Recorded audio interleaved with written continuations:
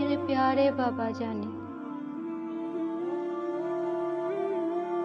अजीज तर मुझे रखता है वो रगो जान से। ये बात सच है कि मेरा बाप कम नहीं है मेरी माँ से। वो माँ के कहने पे कुछ रोब मुझ पे रखता है। यही वजह है कि वो मुझे चूमते हुए झिझकता है। वो आशीना मेरे हर कर्ब से रहा हरदम, जो खुल के रो नहीं पाया मगर सिसकता है।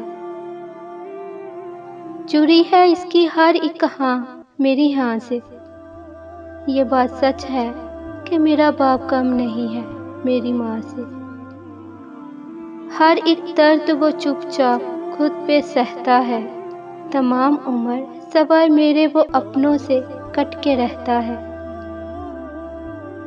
वो लौटता है कहीं रात को देर गए, दिन भर वजूद इसका पसीना में ढलकर बहता है। गिले रहते हैं फिर भी मुझे ऐसे चाक गिरे बाण से।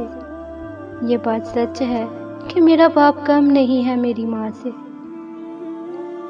पुराना सूट पहनता है, कम वो खाता है, मगर खिलौने मेरे सब वो खरीद के लाता है।